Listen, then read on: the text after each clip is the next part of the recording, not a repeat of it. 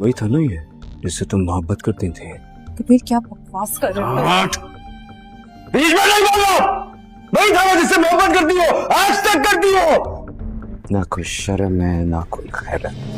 क्यों आए हो यहाँ? तुमसे क्या रिश्ता था उसका? मैं तो कब से कह रहा था तुम कि भाग चलते हैं, और वैसे भी अब कोई रहा नहीं जिसे तुम्हारे और मेरे एक होने पर एतराज हो। तुम्हारे पास कोई रास्ता नहीं है, तुम्हारे पास कोई चारा नहीं है। तुम्हारी कहानी का यही इख्तिताम है। मैं हूं ना आपके साथ। तुम्हारी चालाकियां, तुम्हारी मक्कारियां मेरे बेटे की खुशियां खा गई। अब तुम्हारे मैं अपनी हिम्मत नहीं हारनी है। मैं वादा करता हूँ आपको ऐसा निकाल लूंगा। अस्मा बीबी, कैसे आना हुआ आज मेरी औताक में? क्या चाहिए?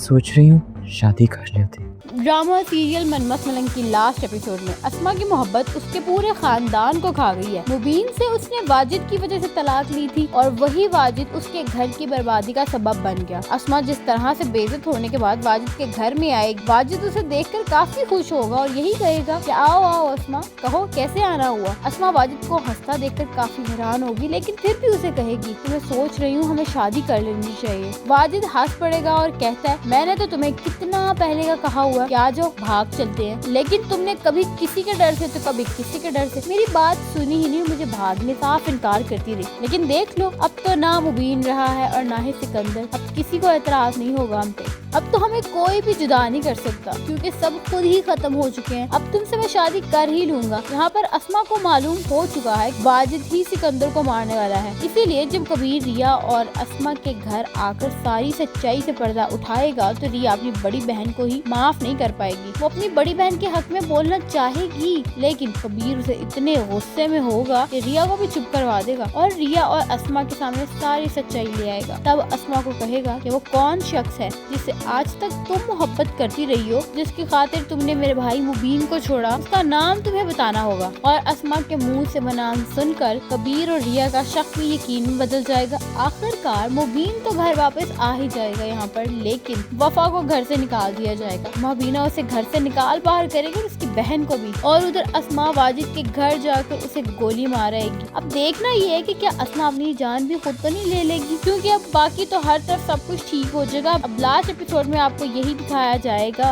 कि इस हादसे के कुछ अरसा बाद कबीर और रिया की जिंदगी में कैसे उनके बच्चे आ जाएंगे और कैसे ये फैमिली एक बार फिर से हैप्पी फैमिली बन जाएगी। तो इस ड्रामे की एंडिंग डोंट वरी सैड नहीं बल्कि बहुत अच्छी होगी। वेल इस तरह के और इंटरेस्टिंग ड्रामास रिव्यूज के लिए गॉसिप शॉट्स को सब्सक्राइब कर लें और वीडियो को लाइक और शेयर जरूर करिएगा।